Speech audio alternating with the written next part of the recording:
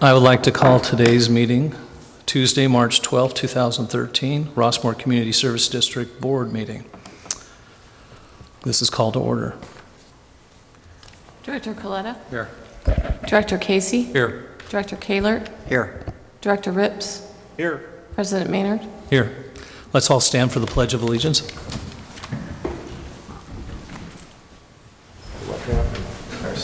Flag. We do not have a flag. The flags. We'll make like we have one. Yeah. We'll pretend. We'll pretend. Okay.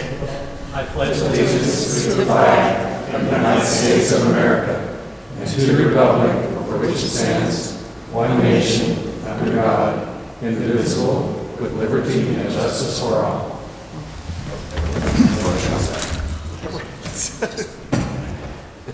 Wow. How do we not have a flag? We'll proceed to presentations. Today we have the District Manager Robert Hannaford from Golden State Water Company. Welcome. Welcome. Good evening. Thank you, Mr. President and Directors, for allowing me to speak to you tonight. What I'd like to do is just do a short presentation, just general background on water supply issues in Southern California and some background on Golden State Water Company, and then allow most of the time, if that would be acceptable, to questions from either the directors or the audience.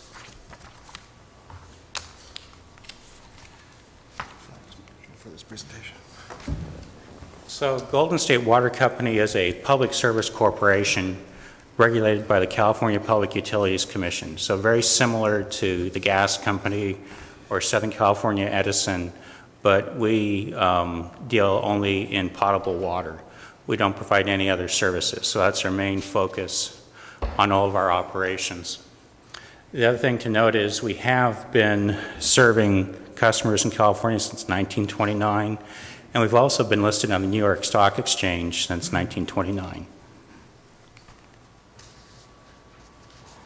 We're regulated as a publicly traded company. We have quite a bit of oversight in our operations. As with any water utility, we're regulated by the California Department of Public Health, CDPH, who in turn takes over the role in California for regulating water quality requirements from the federal government, the EPA. 7 subsidiaries. We have 40 water systems throughout the state.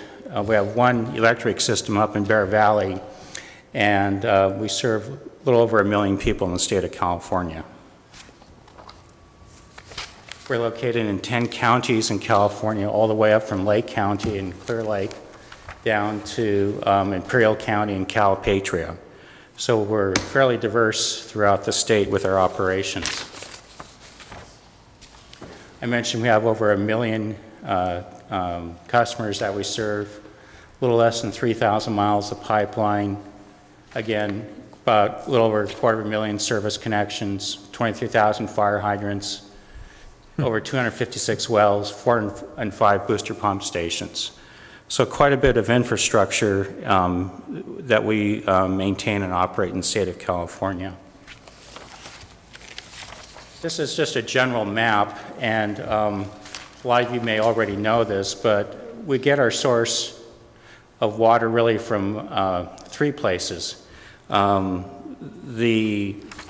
we call purchased water is supplied by Metropolitan Water District of Southern California, and they're the largest water wholesaler in the world.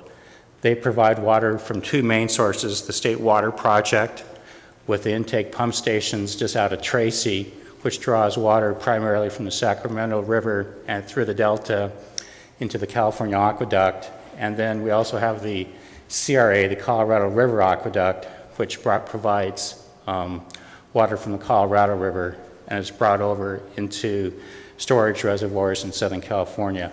The other source of water that we're really fortunate to have here in this portion of Orange County is groundwater. And groundwater is uniquely managed in this basin. Most basins have what are called adjudicated water rights. We have what's called a managed basin, and it's managed by Orange County Water District. And they buy water from Metropolitan Water District. They also take treated sewage effluent, treat it to beyond drinking water standards, and pump it back up into those man-made lakes you see off the 91, Anaheim Lake, Kramer Basin, let it infiltrate and percolate into the groundwater basin and help maintain a proper level of groundwater levels throughout Orange County.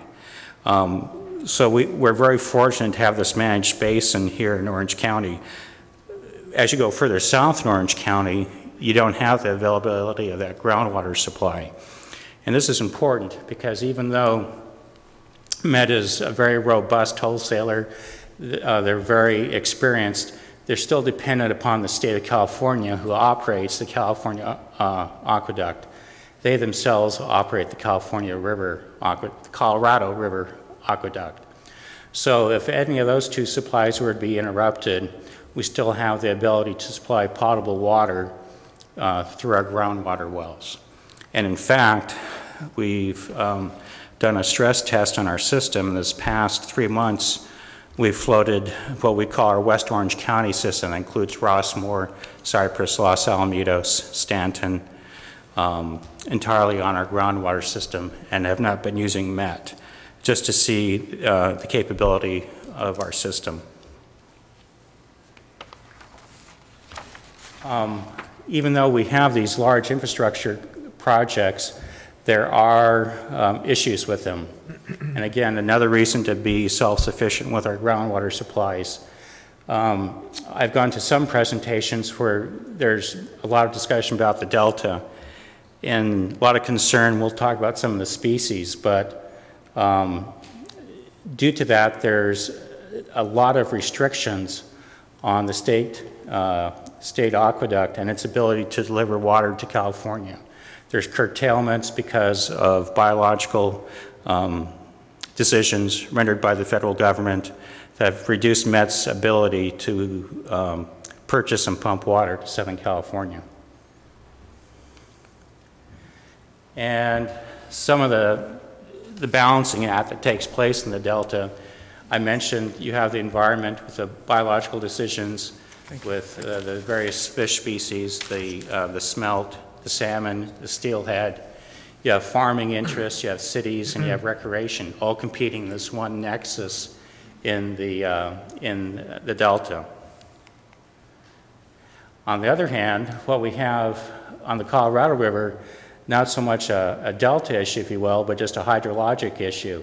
And we've seen decreasing snowpack levels in the Colorado River Basin. And even though it's water supplied to probably a little over 25 million people, it's actually a very small river in the scheme of things in the United States. I mean, compared to the Mississippi or Missouri or the Snake or the Columbia, it's actually a very small river in its total flow. And that one small river with the two large reservoirs, Powell and Meade, fortunately, we've had some historic wet years decades ago, so we do have some storage capability, but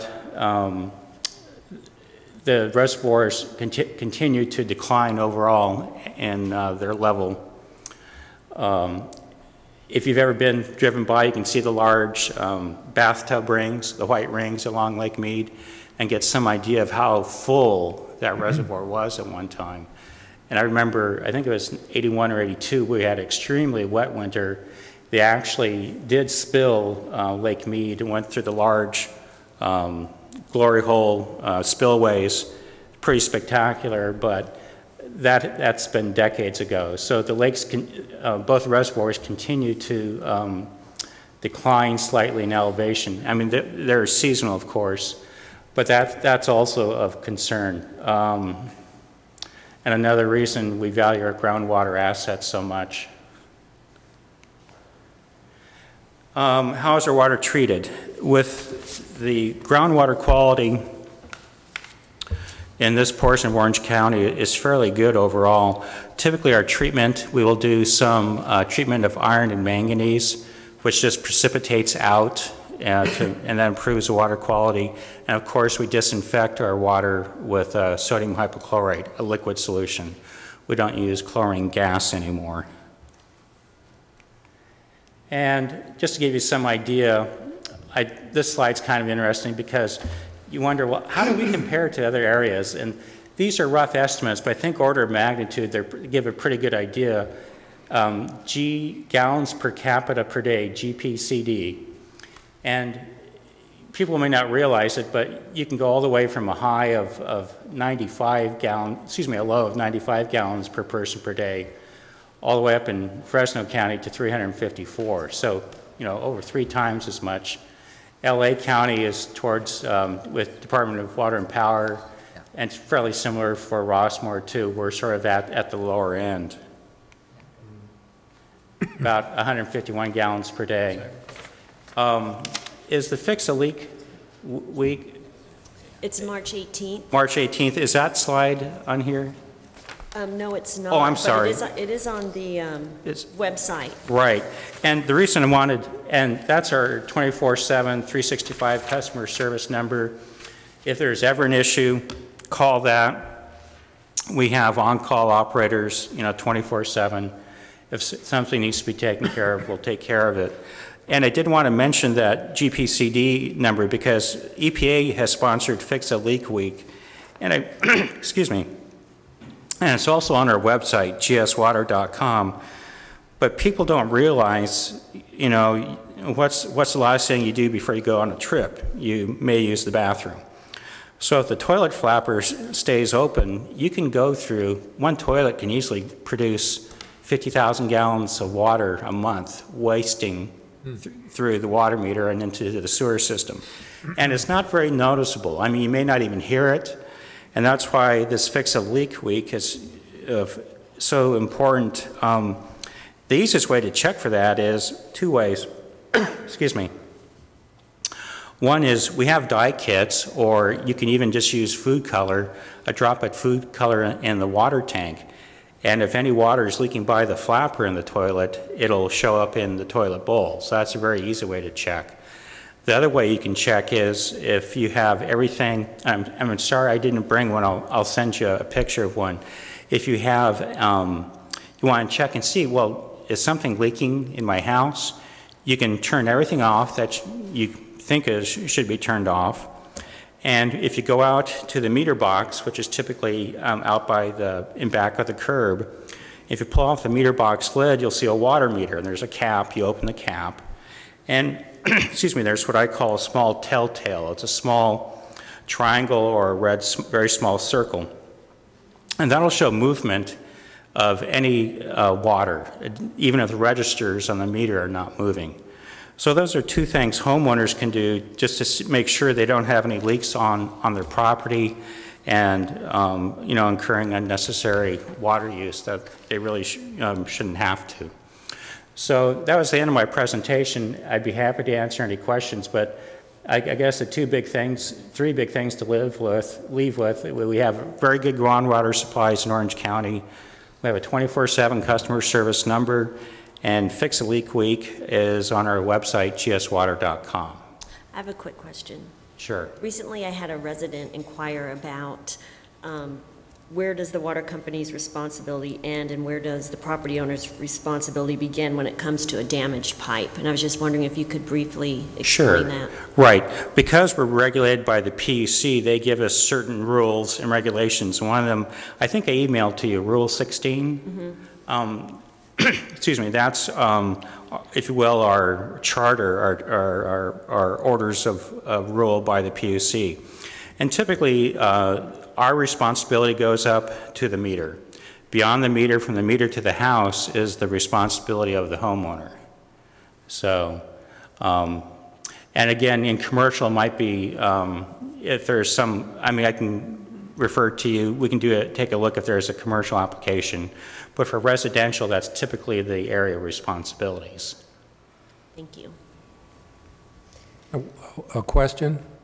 Yes, sir. So the idea is if one were to look at their water meter, and obviously no other water was running in the house, you should see no movement within that triangle that you're talking about? Correct. It's either a little red wheel or a little red triangle. That should not be moving. Okay, so you should see nothing. Right. No if that's at all. moving, water's moving through that meter, even though it may be very, very small, that would indicate some water's getting into the house by some method. Okay, thank you. Any questions? Okay. Thank you, Rob. Thank you. Thank you very much. Do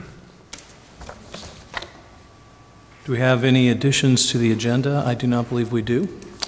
So we will move forward to the public forum. Any person may address the board of directors at this time on any subject matter within the jurisdiction of the RCSD. However, any matter that requires action may be referred to staff at the discretion of the board for a report and action at a subsequent, I have a hard time with that every time, board meeting.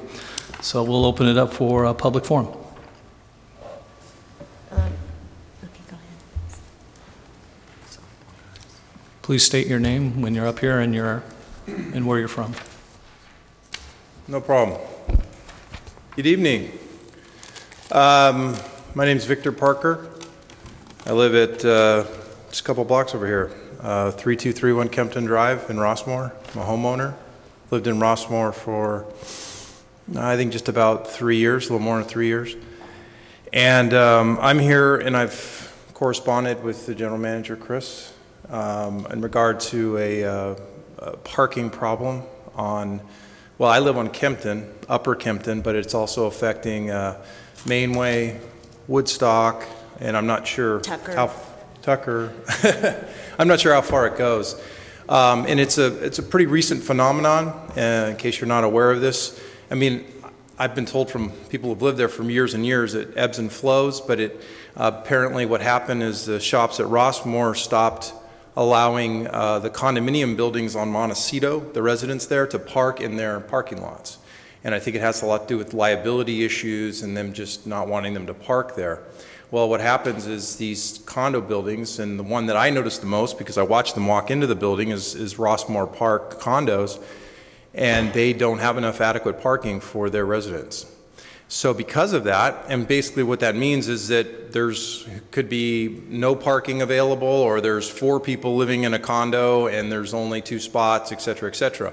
But the influx to our neighborhood makes it such where we were already sharing parking on the streets with them for visitors, but now it's everybody. And I'm talking about people's second cars are parking on our street. I see people pulling up and getting stuff out of their other car, and they get in their current car and they're driving off. So it's just getting pretty ridiculous, I would say. There's no parking available. It also affects services, which are trash pickup on Mondays and Fridays on our street. It affects street sweeping. There's safety issues, like my children. I have 3 kids who always play out front.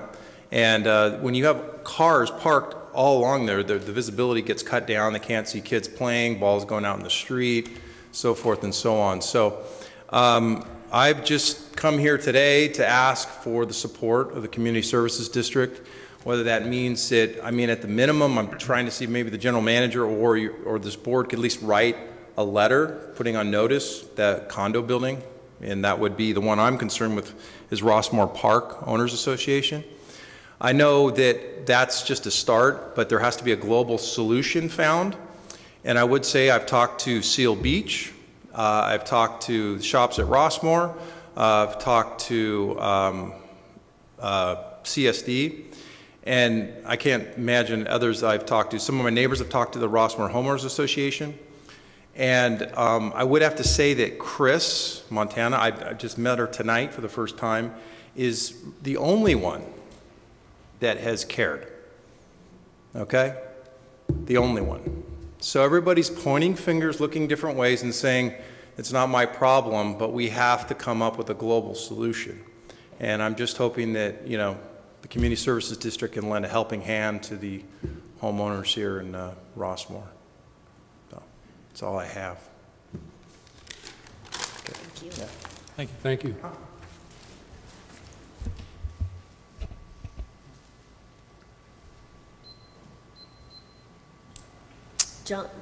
John, did you want to,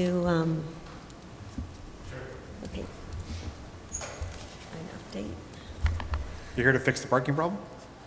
No, can't help you there. I'm John Giacomini, 12392 Ballantyne, just across the street. I've been a resident for 13 years. I'm the president of LAGSL, and I think at the last Community Services District meeting, it was requested I come and give you a quick update on the league. So just a couple high-level things. Our opening day was the 23rd of February, so the season is underway. Some of you might have noticed, I think it was discussed maybe at last meeting, but a few weeks prior, we had our picture day here at Rush Park and a carnival that kind of celebrates the beginning of our season. That used to occur over at Rossmoor Park, and out of the work with Jeffrey Rips is the chairman of the group. We work with the Rossmoor Park neighbors. That was kind of a high-volume day over at the park, so we moved it here to Rush Park, and actually the facility is a little bit larger, and haven't heard anything negative around that event. A lot of people came up in the community wondering what was going on, and I think it was a good event. So we're well underway. Season is, tracking to our memorandum of understanding with the neighbors over there. We adhere to our operating conditions with the neighbors. You might have noticed on a Saturday morning we put out some parking signs. We do have an impact there with parking, and we address that with our neighbors and our families that come in. So we put up some keep the noise down, pay attention to the proper signs. I noticed the sheriff's in the back. I've talked to the sheriff's department, and we do encourage them to patrol and make sure that nobody's parking, blocking driveways. If we see a resident or someone coming to watch a game with a bumper hanging over, we'll kind of self-police ourselves to make sure that we just kind of keep the peace. I've been the president for a year and a half. My term is close to coming to an end. It'll end in the July timeframe, and I would say in the 18 months or so that I've been responsible for the league and representing the board of directors, I think we've made some progress with the neighbors at Rossmoor Park, and we're doing our fair share to just be good community neighbors and work together. I'm happy to take any questions if there's any from the board. Thank you for the update. We appreciate it. Great. Thanks. Thank you. My To your pleasure. knowledge, has any issues come up with any of the neighbors this season? To my knowledge, no. Emily says no, so I would say no. No, prior we used RCSD in Henry's capacity previous to kind of be the communication medium. We've kind of taken that over with the group, the RPN neighbors. If we have something going, we want to just let them know. We'll just shoot an email to them, give them an advance notice, and I think they appreciate that kind of informal communication. But to our knowledge, we haven't had any incidents that we needed to address so far. Thank you. All right, thank you. Are there any other public forum questions to our Golden State Water before we move on? Okay, we do not have any reports to the board. We will move to our consent calendar. Gentlemen, is there any item that you would like to be brought up front? That'd be the next page, sir. Oh, I turned 2 pages. I turned. Nothing. Nope. Nothing for me. Nope. Okay. Is this a roll call or? Receive and file. Okay. Motion? Yes, normally, Mr. President. Don't we have to make a motion for this? Make a motion, it's second, and then vote. All right. Is there a motion, I please? make a motion that we accept the consent calendar as is. Second. All in favor? Aye. Aye.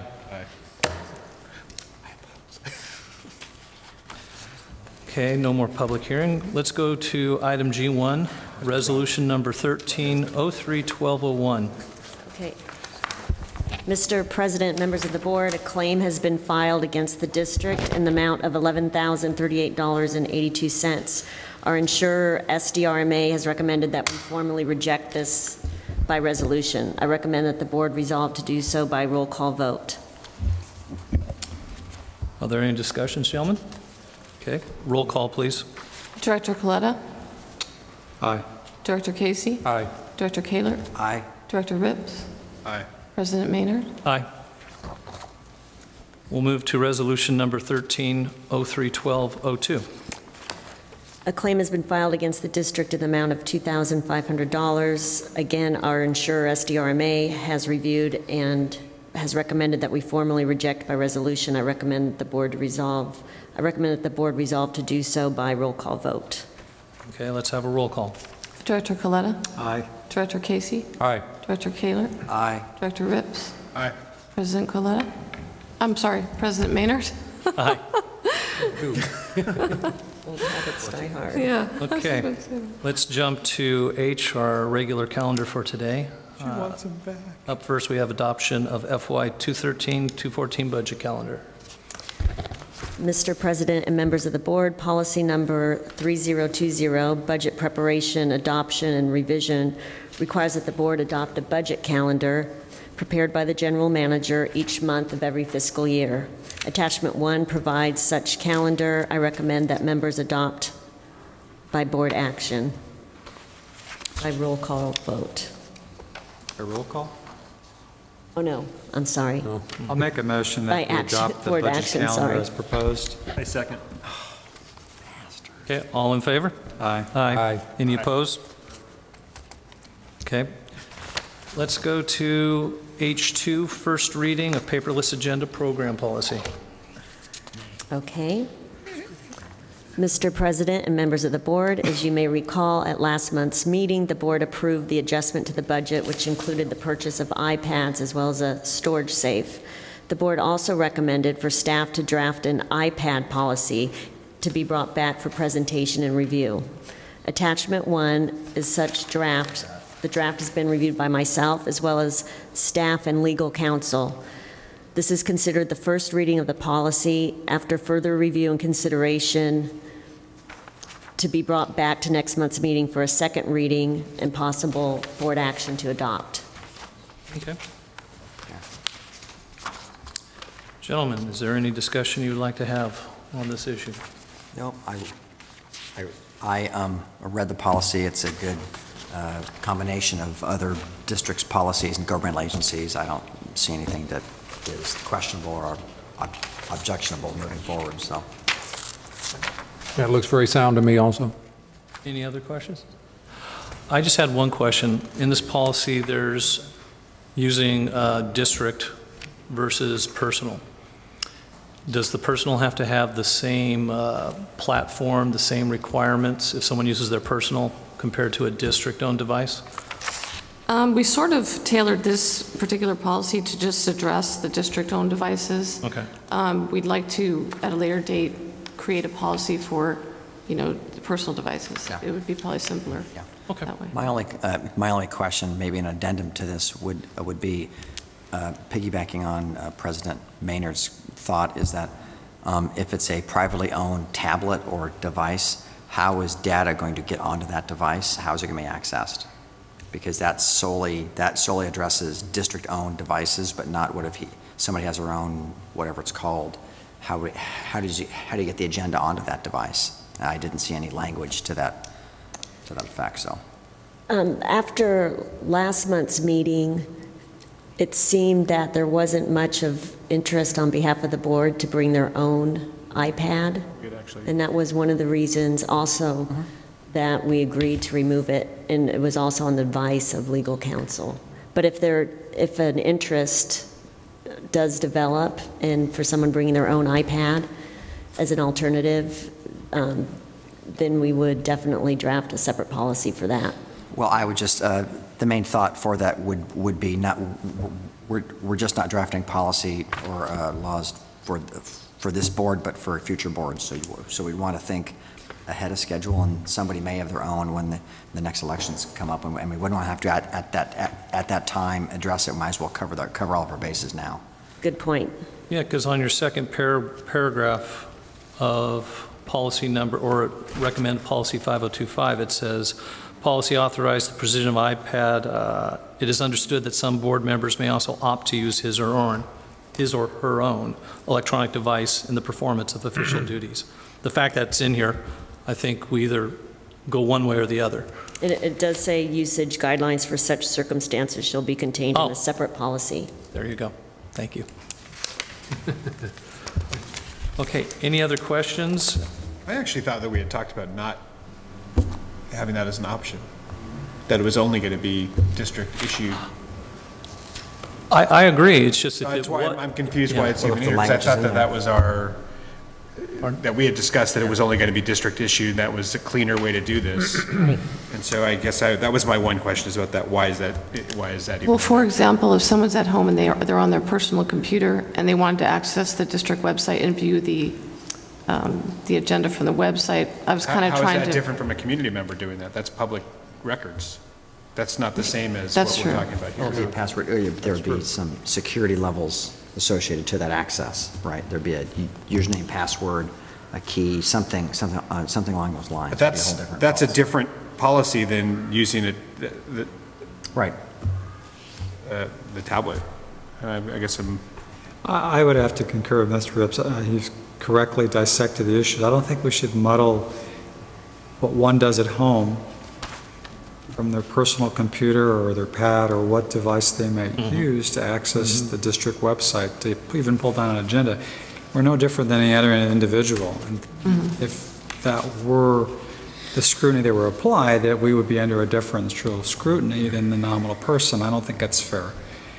As long as we're not collaborating with each other, which is always not to be permitted, I think that we should Extract it? lean towards how we agreed last month, and that is the district's going to provide these paperless devices. And it is those devices that one acquires from the district that there is regulation, there is this policy. That would be the cleanest way to deal with it. I agree. So let's, for our second reading, make those edits, Okay. that this is solely, that the board directors use these tablets as part of our paperless motion. Is that something that we have to do a motion, or, okay, so does someone want to make a motion of how we should edit this document for our That's second the reading? first reading, I don't believe. It's a the first motion. reading, It's so the I first think reading. collectively, well, there's at least three voices here. Right. Rips, yourself, and myself, that want to adhere to a policy that is written concerning only devices, whatever they are, that are provided by the district to the board. Any reference to a personal device should be no reference in this policy. Okay. Because I think we're all going to go to the, I think we're all going to accept that a paperless device is some format somewhere this year. Right. And if that would be the case, I don't understand why one would want to introduce a personal device, and Right. I don't, it could happen, but I don't understand why one would want to do that. Yeah, okay. Liz, are you clear what revisions need to be made? Is there a specific area you'd like me to strike, or just to clean it out to it has no mention of? That would be the way to I'd go. say that There's no second mention of paragraph it. of There's- 502510. I think the basis for this is because the board Right. is leaning towards a future proposal where we would say, yes, the district would provide us a paperless device. Okay. If we say differently, then scold us. But I mean, that's, I think, where we're going, and I'm reading facial expressions and silence in others, and so I'm assuming that's where we're. Okay, My well, silence is concurrence. Okay. I believe that's name. No mention And it's bliss of an button. outside device. we'll incorporate those changes for the second reading. Okay, Thank Okay, you. thank you. thank you. So if that is over, we'll move to item 3, agreement for provision of production services of district board meetings, H3. Mr. President and members of the board, item H3 includes a renewal contract with Mr. Douglas Wood for production of our board meetings. Staff has been satisfied with Mr. Wood's work, and that meetings are timely produced and distributed to LATV and YouTube. The proposed one-year contract rates have not increased. I recommend that the board approve this contract. Okay. Is there a discussion? I just had a question in terms of the Exhibit B that was handed out versus the Exhibit B that was in our, is it just that there was an omission of that last section about the board and computer graphics operator? That's correct. Actually, Error? there appeared to be an error in the first contract. I reviewed the billings, and that was something that we had been billed for and should have been included in the first contract. And I did compare this contract to what we've paid to date and reviewed the invoices, and I'm not anticipating any increase in costs by approving this contract. Not that I want to change the contract, I just want some clarification. Okay. Was it or was it not included in the original contract? The third camera operator was not. But we were paying for it Yes. even though it was not in contract? Yes. That's my opinion after reviewing the invoices. Okay. And do we know why we were paying for something that wasn't under contract? I think it was the intent to be in the contract, but that, I'm not quite sure.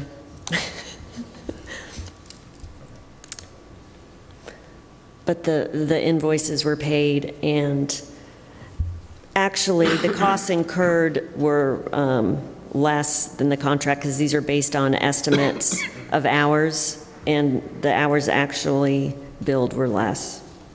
I'm not questioning actually whether that's a reasonable thing to have part of the contract. It concerns me that we're paying for something that wasn't in a contract, and if that's happening in this contract, is it happening in other contracts?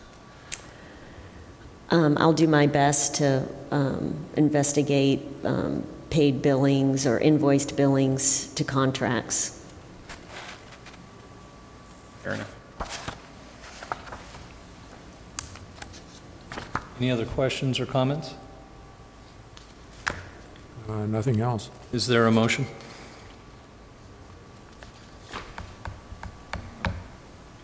I motion to accept the recommendation of the general manager.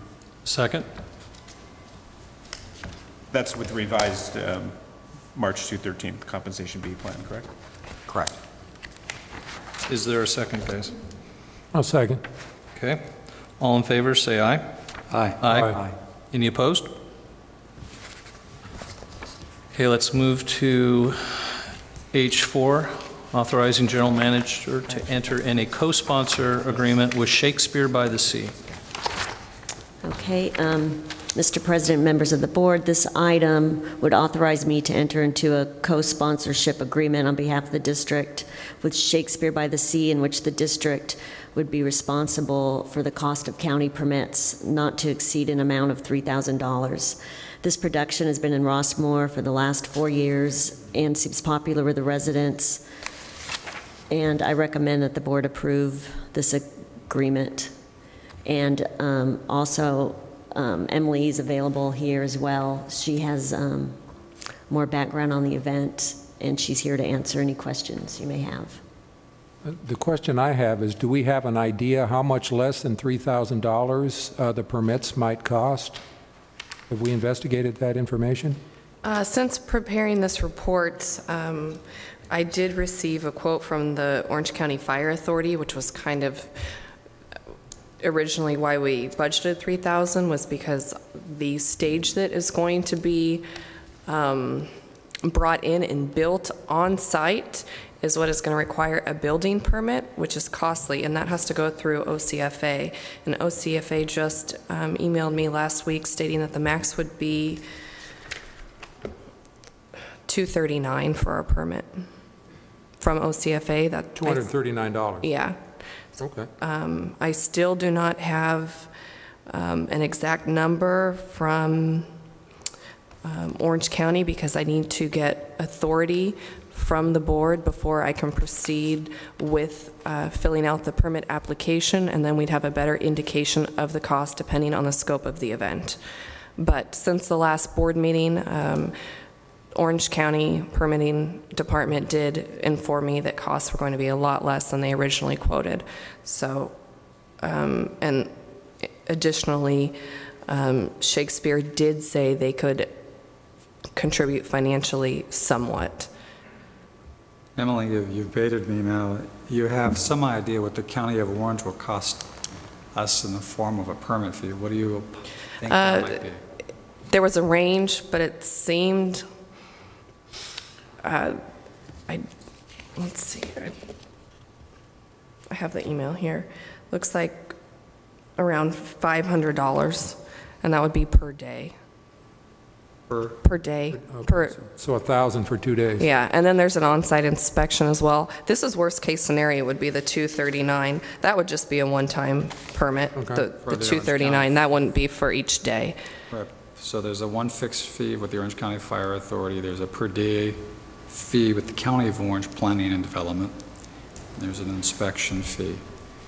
Yes, but until the scope of the event is provided to the county, Sure. It may be a lot less than that. The county is really willing to work with me, and they've been really reasonable, but they need to see an actual scope of the event. What are the other, oh, I'm sorry, go ahead. I was going to say, you mentioned the word build a set. Is it cheaper to build the set and go through this process you've just outlined versus perhaps running a portable stage? Well, because of their theatrical performance, they want it to seem as theater-like as possible, so they emailed me a picture of the projected set, and it was very detailed. I understand. So that's the driver. Okay. Right. It's artistic. Whereas with the concerts in the park, because a mobile stage is actually brought in, right, we don't have to deal with necessarily additional permitting costs that Shakespeare has to unfortunately deal with. Sure. Yeah. Thank you. Mm-hmm. Jeffrey, did you have a question? Yeah, I was just, what are the other fees to the district for this event? They perform the event 2 days. That's it. We provide a staff just to monitor the restrooms and monitor the event, which is the rec staff who's on site just the 3 hours of their event. Basically, that's the other only cost incurred to district staff. And what I did learn from research too is other cities actually pay Shakespeare to perform, but Shakespeare likes Rossmoor so much and they want to be in Rossmoor that they're willing to not charge that booking fee. And we could use the culture. There's no doubt about that. Could use it. They do. They do as part of their, they need to cover some of their costs, so they do set up a tent and just sell waters. Good job, Allie. Any more questions? Oh, I was just going to make a motion, sorry. Okay, please make a motion. I make a motion that we accept the co-sponsorship as stated here. I'll second. Okay, all in favor say aye. Aye. Aye. Any opposed? Rossmoor is all about culture. Let's move to H5. We're going to authorizing general manager to execute an agreement with Musco Lighting to upgrade Rossmoor Park remote lighting system.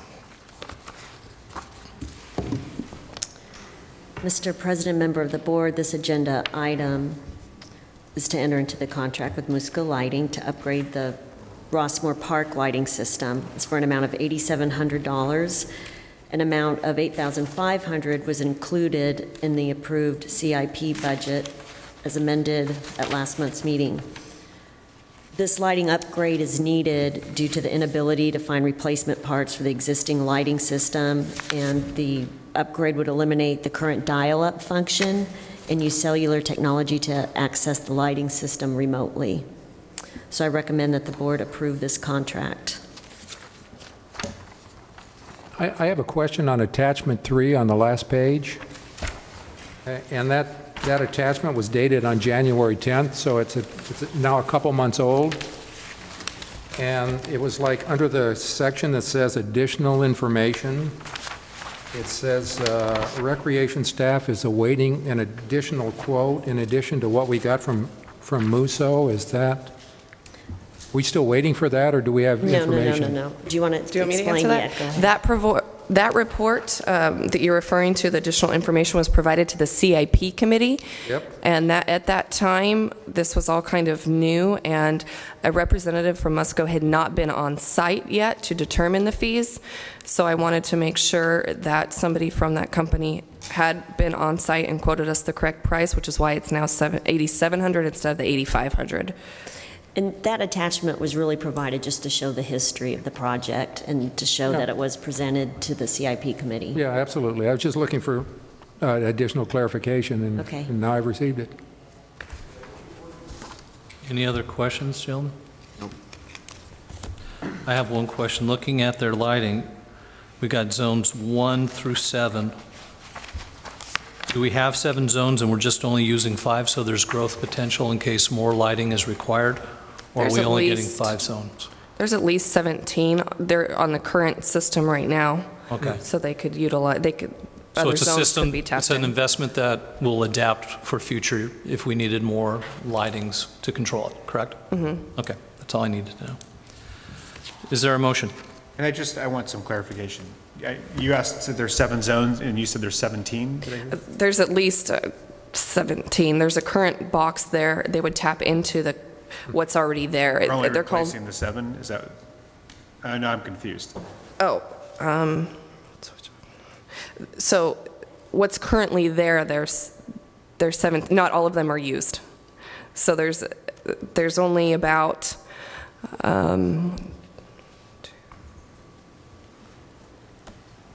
there's 8 zones that are currently used. Out of the at least 17 that are on the box. So, and so we would have room to grow. There's 17 zones, but not all of them are utilized because you have one for the walkway, so that's zone 1.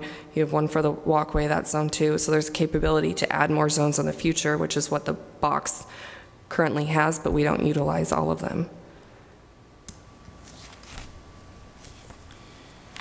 What I'm reading into is that each of these proposed zones will handle more than just one area, that you could couple more into the zone.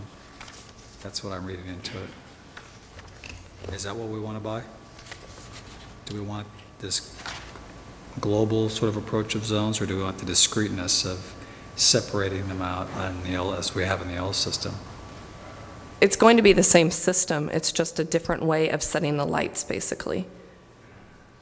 So currently, you have to dial up to set the lights. I understand that part. Yes, and daylight, it's not on a satellite, so daylight savings time, we have to manually adjust, which causes errors. I'm with you on all that, Emily. What I'm picking got up lost, on I'm sorry. is that if we have 17 zones and we're going down to possibly 7, I'm losing 10 zones. And I'm wanting to know if I wanted to add 10 more zones on the 7 that I'm buying, can I do that? Does that make sense? Yes, because not all the zones right now are utilized in the current system. They're there, but they're blank. I see 2 blank ones on this estimate. Okay. And a spare. Yeah, it looks 1, oh yeah, the spare, I guess that would be 3. Spare is So it's 5, yes, I just, on So what page you need me to 82. find out is if it's going to tap into the current 17 zones, or if they're only going to include 7 zones. Yeah. I don't have the answer for that. I'll have to. Be good to know. Okay. And they're charging us a little bit more, so that's what I'm wondering. Are we really getting what we think we want to get?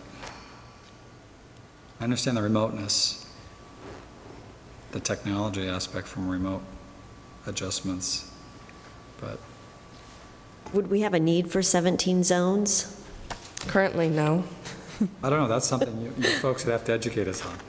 it seems like we're going from a 17-zone box to a 7-zone box. So the current lighting control system that is there is more for commercial properties where there's different offices, universities where there's different rooms, different parts of buildings, dorms. It's not a system that's utilized in the park and recreation field. So I met with the city of Long Beach, who has Musco lighting at all of their facilities, and the gentleman that I spoke to has been dealing with Musco for 10 years, and he highly recommends Musco lighting based on his experience with them. They use it for every one of their parks. I don't, at least from my perspective, I don't hear anybody else. I'm not questioning whether we should use this company to do our lighting. I am ignorant in what we have at the park and what we need at the park. And what I've been told is that we have the capabilities for 17 zones, which means that we have the capabilities of expanding if we want additional lighting somewhere at the park, which we don't have now. And that if we're going to a system that only has 7, we still, it appears, have some elasticity because there's 1 spare and 2 that have nothing assigned to it. But we clearly don't have the elasticity to go up to 17. And I don't know what our vision is of Rossmoor Park in the future, but this drastically reduces our abilities if we wanted to add more lighting somewhere. That's my concern, not the company, but just that we're going from 17 to 7. I don't know if that's a bad thing. I just don't know enough to know if that is a bad thing or a good thing, because I don't know if we've looked in the future what our needs are going to be or wants at that park. Well, we did add additional lighting to the picnic sites and to the walkway maybe 3 years ago, and that was able to be added on to the existing walkway, so that didn't add another zone, if that gives you some background, and that was a substantial lighting project. I don't know if it gives me the information I need. I can come back to you with that information. Or do you think this current system, though, would be adequate for our current needs and maybe our needs in the next 5 years? I don't know where else there is to add lighting unless you're going to go around the perimeter, walkway lighting, which there's already perimeter lighting. Is there an urgency that has to be decided tonight that we just couldn't Well, go back 30 days? And revisit this? Just that it's been on the CIP list. No question. I'm Okay. not saying I don't think we don't want to do it. I'm just wondering if there should, you're new to the district. Right. Montana, so maybe you have a vision that I don't know about. I'd love to hear it, and I'm sure maybe you have an idea, and maybe it would be accepted and given consideration, and that new system doesn't lend itself to what you want to propose. And so I was thinking, measure 3 times before I cut the piece of wood, make the box. So that's all I'm saying. So I'm wondering, what's the urgency to do it tonight? If can't do it next month, and give it some thought.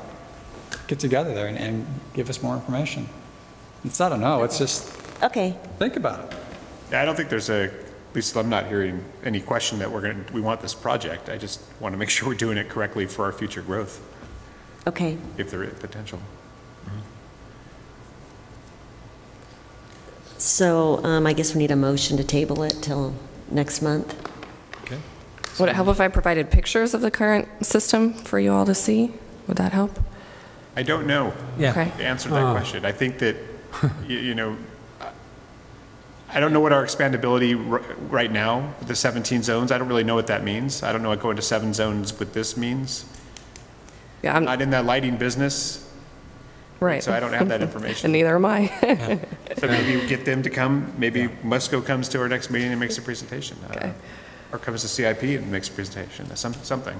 I think from a homeowner's point of view, is there a benefit of separating out certain zones from other zones? And it may be the reason you want to light a particular area of the park earlier than another part. And so if they're all ganged together, they're all going to come out with zone.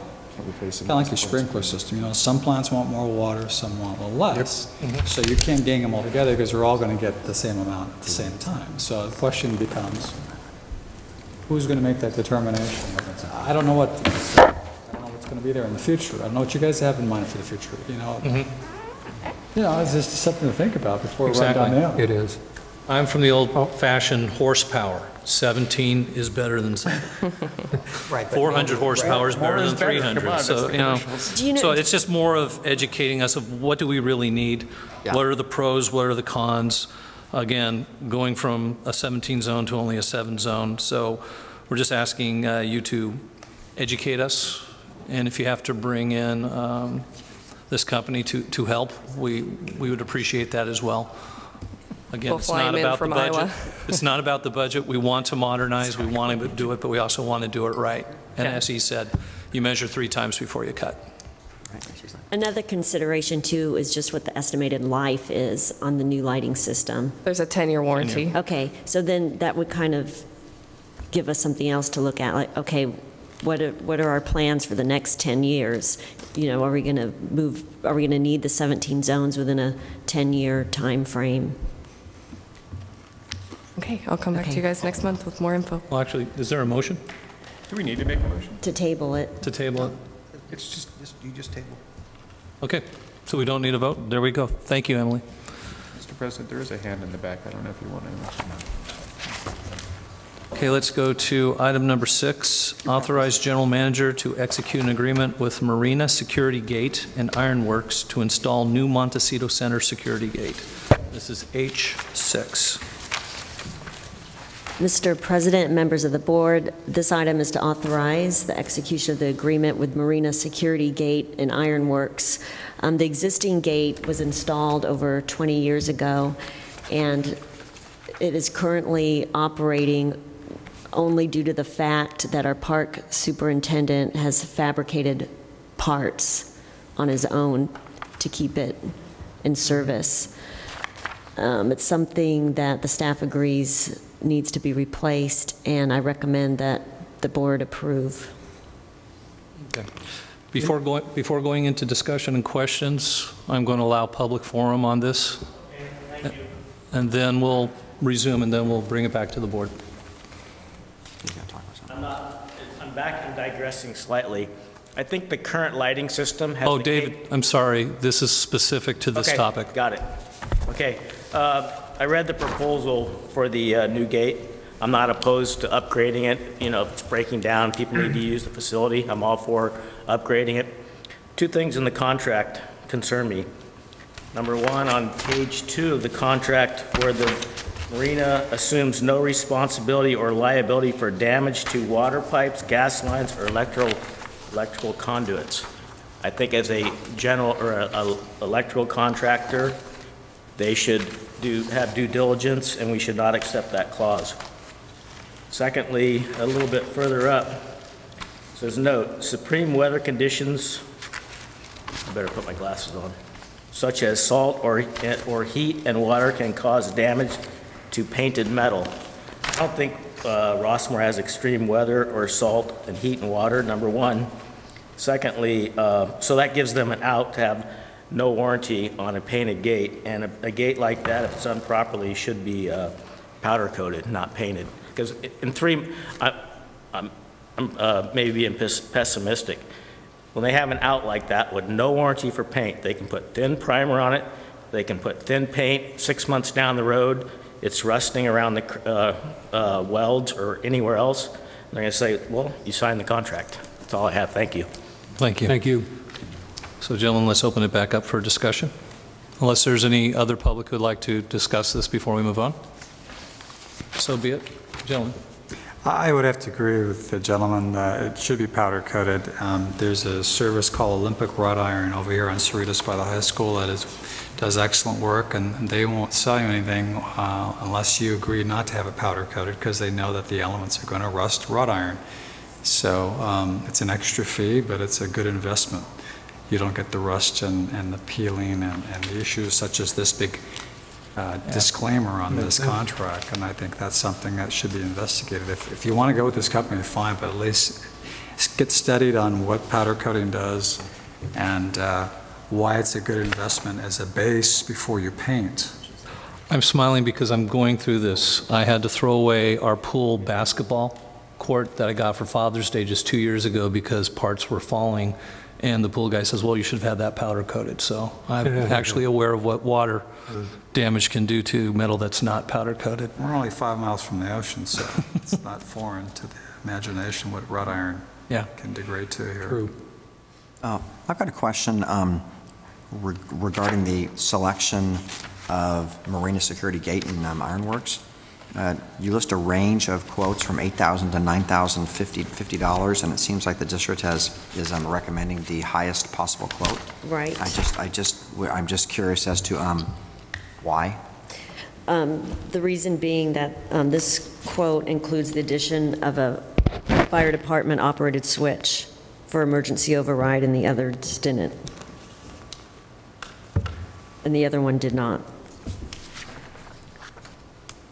So we're making the assumption that the quality of the work is equal between the two contractors, and that the other firm, if they were to add a switch, would have been more? Is that what the, is that what we're operating on? Yes, and staff was more impressed with this company's proposal than the other.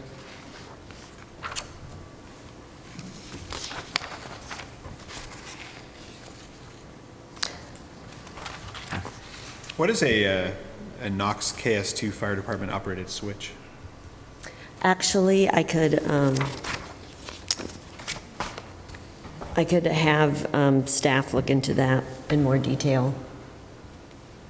This box is, but I don't know what a Knox switch is. Well, let's say if the fire department needed to get in there, if there was a fire, then there's a switch so that they would be able to press and to access in order to get in. How do they access that switch? I've seen similar gates, and it almost looks like something you could put a key or something. I'm sure there's different types, but I could get more information about that. So it's something that only the fire department could access, or Correct, somebody with correct. their skills? Not, I mean, somebody couldn't just walk up there No. and trip this thing, that there's a protection against that? Yes, there Okay. is. A specific tool of some sort. Right. Yeah. Maybe I could get a photo of that or something. We have a Excellent. Knox box at where I work, and it's a special key that the fire departments have that they can get in, and there's keys to your facility in there, so that if they need to get in, they have that ability. So I assume it's something similar to this as a switch, but I just don't, I'm not familiar with it. Well, I think where we're going with this, just like item 4, is to table this. Okay, Please get quotes from the other companies. That's apples to apples, and we're asking for the feature of powder coating okay, And that switch. and better knowledge on that switch and how it works. okay. And then maybe we could have the representative from the company attend as well. Yeah. I think the gentleman's comment about the due diligence concerning utilities is not overreaching. They should obviously do their homework before they Yeah. Yeah, if they want break any concrete or breach a Agreed. perimeter wall or something like that. It's just common sense. You know, it's they want the magic wand. You come in, do whatever you want, install it, and then, you know, leave the mess. That doesn't, you wouldn't do that at your house. I wouldn't either. I don't recall, but in the past, when we've had proposals like this, do we see all the proposals? And the board staff makes a recommendation, but we still see the other proposals? I think so. Yeah, I think so. I think I know that on would be several something- occasions we have. That I think would be helpful in terms Okay. of. Is there some reason why we haven't gone to this gentleman here on Cerritos? He lives here in Rossmoor. He does excellent work. He's been doing it for decades. The one by the high school? Yeah. I think he's closed. Is he closed? Steelworks or something like that? Olympic I- closed? I believe across the street from the high school, down from Volcano Burger. Right. Yeah, I'm pretty sure he's out of business. Still has a sign. That's too bad. I don't know. Oh, okay. I drove by, maybe I could be mistaken. All right. Okay. Hopefully he's not. Hopefully he's still here. He does excellent. Right on. Anything else before we move to the next item, gentlemen? Nothing. Okay, let's go to H7, direct general manager on how to proceed regarding proposal from Verizon to lease district property for installation of cell tower.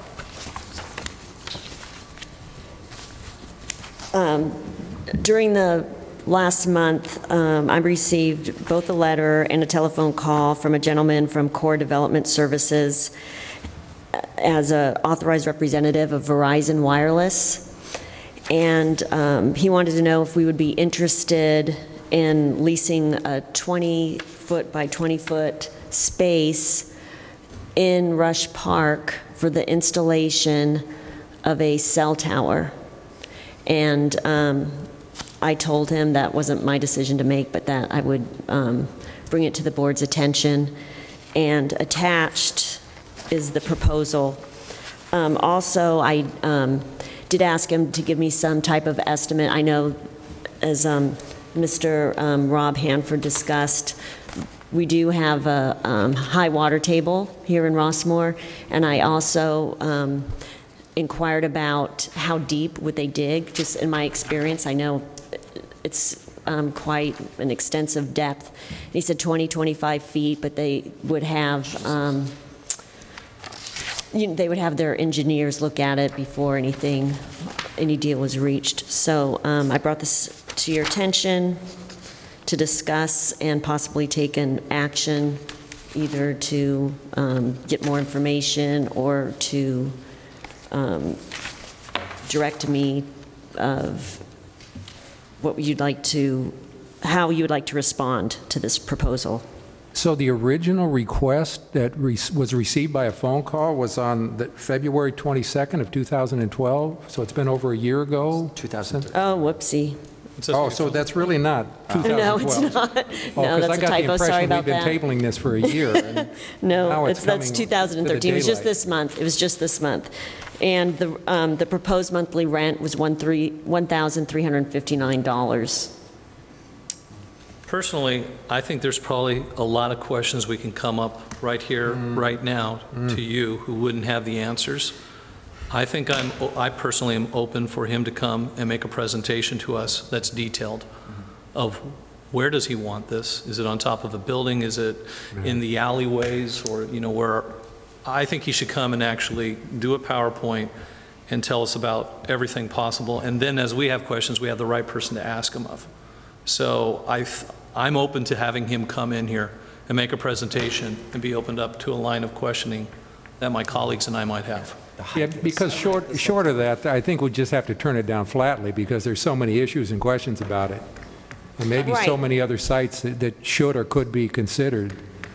So, yeah, that's the best idea. And it seems to me that the community might have some input on this about Big whether. time, big time input. That's why I think it should be actually, it should be promoted heavily and invite people to come Agreed. and participate. It can't just be an agenda item, but that we have to say that this is perhaps a special meeting. Because I think that this is, sure, the income would be nice to have, but I think that we are so protective of our parks that this is going to be a very potentially volatile Yeah, what does it issue. look like? How big is it? Does it radiate cancer waves? Yeah. That's the other issue. Is it just theirs and theirs only, or is it something that we would be able to use if we were doing our radio signals for something No, they else? would have exclusive use It would be exclusive use? for them, 24 hours, 7 days a week. Wow.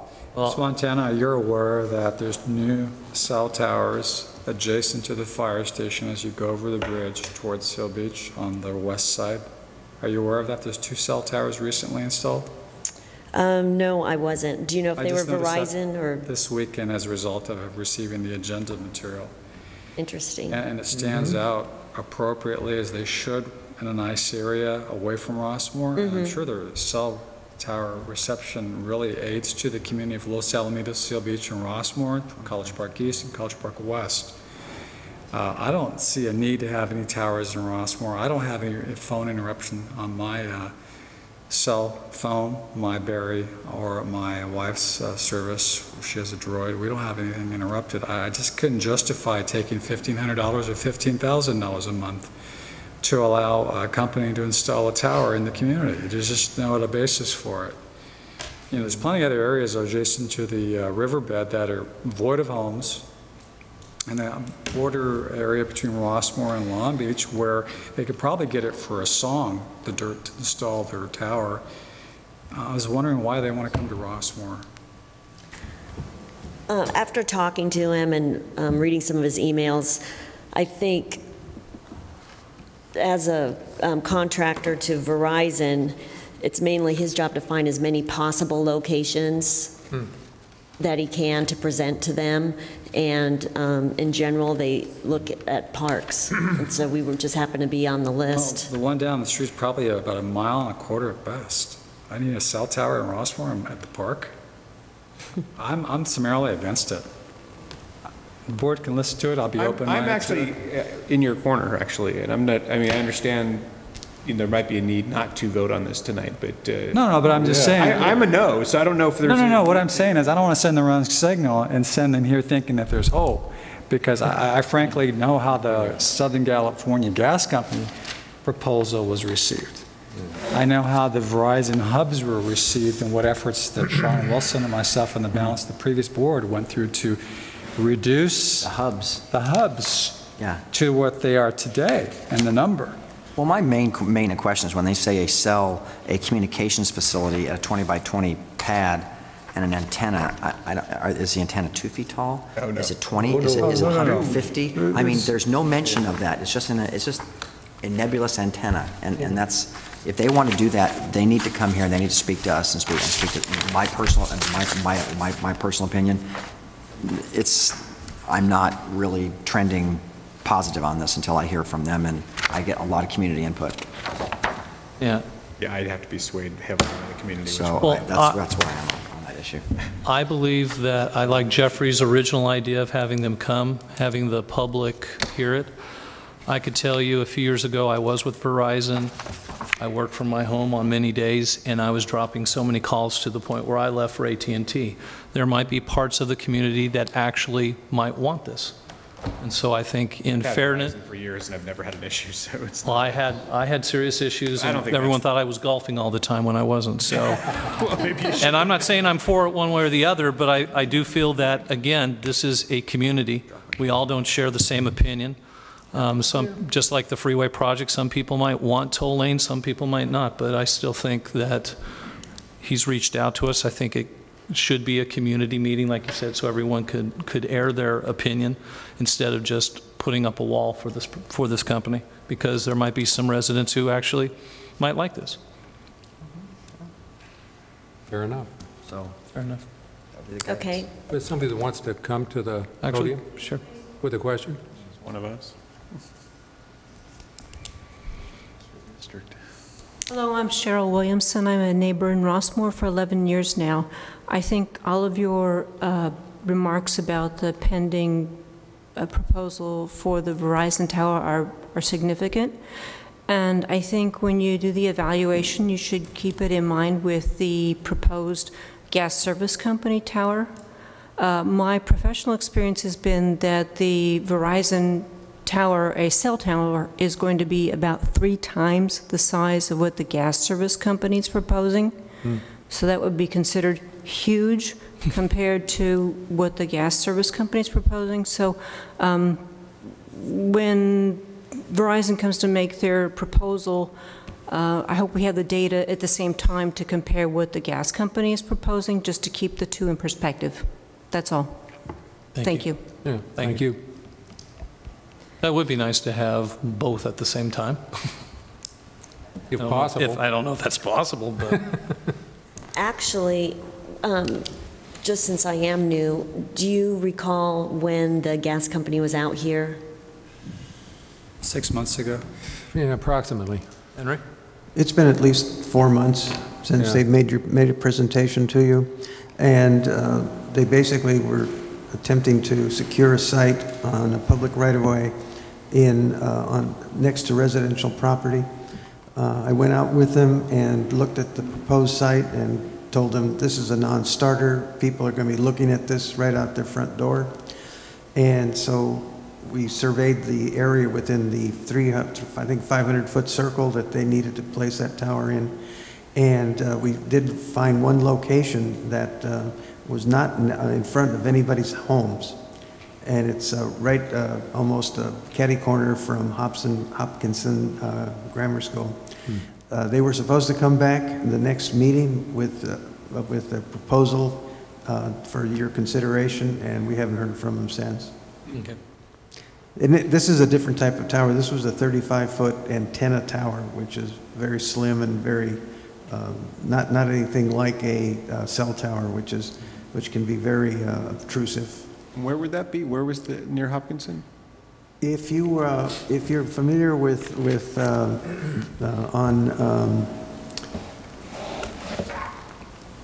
what is it?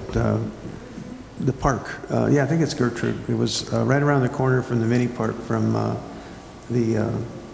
where Copa comes down. On the waterway, the channels? Around the corner from that. There's a street, it's Gertrude, and it's Foster, and then whatever street Hopkinson is on. And there are no streets facing, no houses facing that street at that location. It's all side yards and lots of shrubbery and other stuff. There was no other location that didn't present itself in front of somebody's home. So I said, this is something that the board would have to consider, but that at least it's not something that would be staring you in the face as you left your house every day. Okay. Well, the fact that I'm actually reading 20 by 20, that is a very large footprint. It's huge. And the height is very large. When you contact him, if he's expecting for us to put this in our park, I think everyone knows what the answer of that will be. If you look at attachment 2 in that agenda item, Where else can you put it? if you look at attachment 2 in that, there is a community where someone was trying to put a cell tower in 2 city parks, and it went all the way to a district court of appeal so it's something that can generate a lot of controversy. That was at my children's school. Oh, okay. Really? Yes, I have a lot of experience. expert on this. Outside of our parks, we don't have any other place where a 20 by 20 footprint could happen. I don't know how tall the tower Can we is. just say no? Yeah, we could say no. Just vote now. And Yeah, is there a motion? I make a motion that we say no. Okay. We do not allow this to happen. Is there a second? Second. I'm going to put Alfred as the second. So here we go. How tall is the tower? Up to 35, up to 30, well, think of it this way. It's a tower that requires a 20-foot by 20-foot pad. But we don't know. That's huge. There's a picture, that was T-Mobile, but I'm Yeah, I see the assuming it would T-Mobile be picture, but that's not the similar. Verizon picture. This was 55, What that if was a it's we're gonna put it- 55 12 foot foot. high? What if a 12-foot tall tower? I don't want to give Why up would 20 they by be 20 to- feet by 20 feet if it was 12 feet tall? I don't know. Bill- I don't know. Okay. I'm I going don't to, work for Verizon. okay, I'm going to put it out for vote because we have a motion and a second. All in favor of rejecting Verizon's proposal, say aye. Aye. Any opposed? Nay. There we have it, 4-1. Thank you, Mr. Ratner. That takes us through 8-7. So we're now on section I, general manager items. Ms. Montana? I would just like to remind the board members that their Form 700 Statement of Economic Interest is due on April 1st. It's my understanding that you file those on your own. If you have any questions, please ask me. Did we get them? You should have received them from the County of Orange clerk of the board. When? I think in the past, Kathy's always coordinated these with us. Okay, I will follow up with her. Yeah, she guides us through and prepares them for us Okay, or something. so I'll make sure that that deadline's met. All right. I haven't seen it. And then also, I just want to inform you and the public that for next month's meeting, we have a scheduled K-9 demonstration by the Orange County Sheriff's Department. Well, that sounds fun. And then also, I'd like to announce that the Orange County Sheriff's Department is sponsoring a drug take-back day, and that's scheduled to be right here at Rush Park Auditorium on April 27th, which also coincides with the Rossmoor Homeowners Association paper drive. They're going to take it back. Okay. And we will be getting more information out about that. 2 for 1. Cool. All right. I don't know. And Let's that's- move to board member items. Jeffrey? Was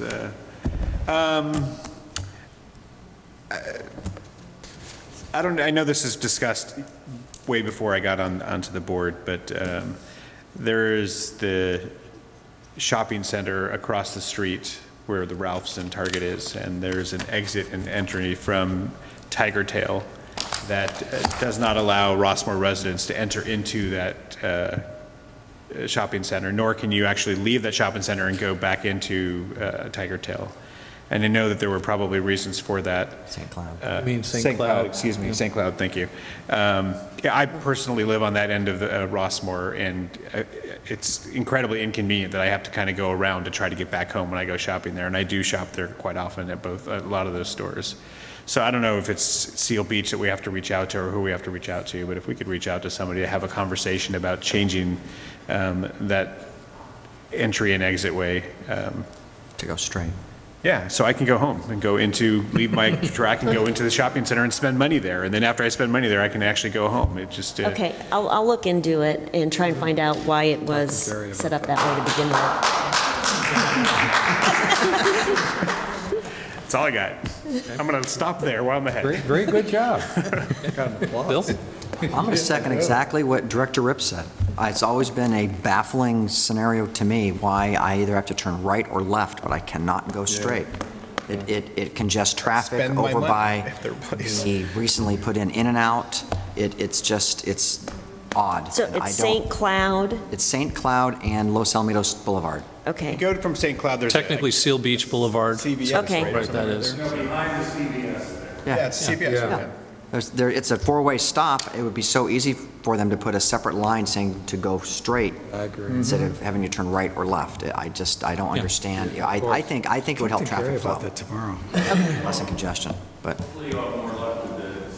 Yeah. I knew it was discussed prior, Yeah. but I figured maybe we can bring it up again. There's a history here with this, and part of that has to do with when they were designing that center, that there were Rossmoor residents who petitioned that it only be allowed to go left and right to avoid cut-through traffic into Rossmoor, and they adhered to that. That's my understanding. Oh. I have a petition that redacts that petition. Comment is in order, but dispensation. Yeah, it is to my eternal regret that the Rossmoor Homeowners Association, before I was on the board, voted to ask the developer to do that, to not allow a direct, and they went to Seal Beach, and they were worried about cut-through traffic, which in my life, except when Los Alamitos was all torn up with construction, I have never ever seen anybody want to go all the way through Rossmoor to avoid Los Alamitos. But in any event, they did do that. I spearheaded an effort a few years ago to try to get Seal Beach to reconsider when it was doing its traffic study. And their response was, if you pay us $10,000 for a traffic study, we'll consider it. And that was the end of that matter. They're doing, more traffic studies. They were doing more traffic studies recently, and I saw that as another opportunity. And we again tried to get the RHA traffic people to reopen that issue. So far, we've had no success with the city of Seal Beach on that. There actually has been a change. To get onto that apron to exit the shopping center, you can do it from south of the CVS, and make a right turn, or go behind the building and make a right, and then you have conflicting traffic trying to get onto the left and right turn lanes in a very short reach. And so now the last that I heard on it was that they were going to restrict that traffic on the south side to make a right-hand turn, that everyone would have to go around the building and not have people cutting in between cars and so on. So at least they've opened up a dialogue based on some people that have complained about that as a potential safety hazard. Particularly with the in and out now coming in, that intersection, the one intersection where you can go across, the only place you can make a left turn or go straight, is even more congested than ever, and that presents an excellent entree, in my view, to reopening this issue, to be able to go across in both directions, and particularly to be able to go from St. Cloud into the shopping center. Yeah. I mean, how is that possibly going to result in cut-through traffic? I mean, it's ridiculous, but anyway, that's... Letting me spend more money. You're trying to bring logic to a situation, I know, I'm sorry. I apologize. Okay. Well, that's the history, and good luck to you, because I think it's absolutely right that it really would help the traffic. It increases traffic on Los Alamitos, because you have to go there and then make a left turn, or go all the way around the shopping center and go straight or left in order to do what should be a simple procedure. Agreed. Thank you. So I think, Director Rips, at least you've obtained an understanding of why it is that way today. I kind of knew that. I kind of had that understanding, but I was hoping that with your charm, yeah, and a new let's reach out, that you could possibly change the direction and the directions. The one thing that charm will not do, though, is move that building over, because when the petition was made to not allow that cut-through traffic, they moved that building far to the south. CVS. And now, and so now it's situated in a way that it would be very difficult to alter the traffic flow, and that's why that discussion came about how you get onto that driveway, because of the conflicting traffic that you have just inside the facility, let alone exiting. That's true. Right. Getcha. Alfred? Okay. Well, since we're talking about the situation with some of the traffic issues, and in addition to Seal Beach, I've been a little bit remiss, because I was promised an updated traffic study from those folks about 8 months ago, and I inquired a couple times about what's going on, as did Ralph Vardabedian of the RHA. He also was asking where it is, and about 4 months ago I stopped inquiring. So I think it's time to get back with them and say, what's going on? We're supposed to get this information. Now it's going on a year, and we still haven't heard. So I'll follow up on that and see what develops there. And on another note, as many in the Rossmoor community may know, there's a large group of volunteers known as the Friends of the Rossmoor Los Alamitos Library that they're involved in ensuring that the library provides the kind of services, programs, and resources that the community needs. And they are currently involved in a fundraising program known as Community Front Porch. And the purpose of this project is to completely modify the entrance. It's a very large entrance area to the library, which currently consists of some aging shrubs and cracked and slippery walkway that I wasn't aware of until I actually went through there. And what they're replacing it with, or they're proposing to, is a large courtyard. And I've seen the pictures. It's going to be a very, very beautiful place where they can hold community meetings, things like book clubs, children's projects. In addition to they having six times a year a book sale that they now have to scramble to use the parking lot for that. And I've been told that from their group that a member of the Friends of the library would like to speak to us, and hopefully I'll be talking to them and we can schedule a meeting in front of our RCSD within the next couple months. And I just want to say that it's a very worthwhile project, and to please get involved in supporting it, because I think it's just like Shakespeare by the Sea. It's on a different note. It's a very important community resource. So that would be very helpful. And the last thing that I sort of find interesting, now that I know more about the library workings, we have the Rossmoor Seal Beach Library located in Seal Beach, and they report to the county. So I just find that very, very interesting, and that's all I have. Thank you. Jeffrey, did you have one more item? Yeah, I just wanted to comment. I know that Mr. Parker spoke earlier about the parking issue in front of his homes and a few of the streets. And I know at one point we had a Shops of Rossmoor task force or committee or subcommittee. Yes. Subcommittee. Yep. And I think it's a very crucial issue that's affecting a lot of our residents, and that I'm not on that committee, but I thought it would be an appropriate time to maybe reenact that and bring that together to have that conversation, because I think that includes stakeholders from the shops and I guess Seal Beach and our representatives. So I just wanted to bring that up. Funny you should say that. Yeah, we we're had emails planning on today. getting together on that very issue. Okay, well, I'm not part of those emails, but I just wanted to, there you go. So you read our minds. So Mr. Casey and Mr. Maynard are going to be on the ad hoc to deal with that? Pardon? Mr. Casey and Mr. Maynard are... We are both, Great. Director Casey and I are on that. There's two representatives of RHA, and there are two at-large Rossmoor citizens. Chris, please send out an evite. If the citizens do not wish to participate, we will seek applications, if you will, if any other citizens would like to join that as the ad hoc committee.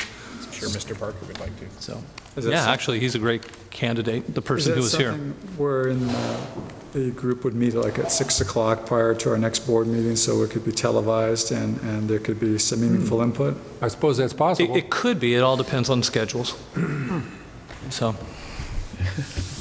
Okay. but yeah, definitely the gentleman who was here earlier, in case, I believe it was, Mr. Victor Parker. there we go, Mr. Parker, in case the last ones were Gorman and what was her name? Brenda Gorman and Don Coleman, I we believe, go. is the other person. If they do not wish to be a part of it, he would be a very good candidate since he's got passion about it, and rightfully so. Yeah, I sent you an email earlier. Yes. I would say earlier. I sent there's it after others as 5 well o'clock, who'd so gladly- you may not have seen it yet. Actually, I did Okay. quickly. You're just too proactive. Okay. Well, for my last item, I remember about this time last year, we were looking at the trees, and in certain homes that were not in compliance, didn't have Rossmoor trees. We haven't reviewed that for a while. I would like that to be part of next meeting's agenda so we can go over, because there's certain areas where I drive by and we still don't see a tree a year later. And I think it's time for us just to at least revisit and have a status on that. So if you can make that available next meeting, we'd appreciate it. Just to let you know, just during this past month, we did send out 12 letters to residents informing them that we've looked at their parkway, and if there wasn't a tree planted there, that we were planning to plant a tree there, and congratulated them on, having a new tree. Okay, good. And instructed them on the general care instructions as well. Okay. But if you like, I could have Mary attend next month's meeting and give you a more detailed status. Yeah, because we had the group before. Maybe there's even more people who are out of compliance, but I think it's time for us to have that officially on the agenda again. Okay. And that is all I have for this wonderful evening. Is there a motion to adjourn? So motion. Second? Anyone? Second. Officially adjourned. Thank you.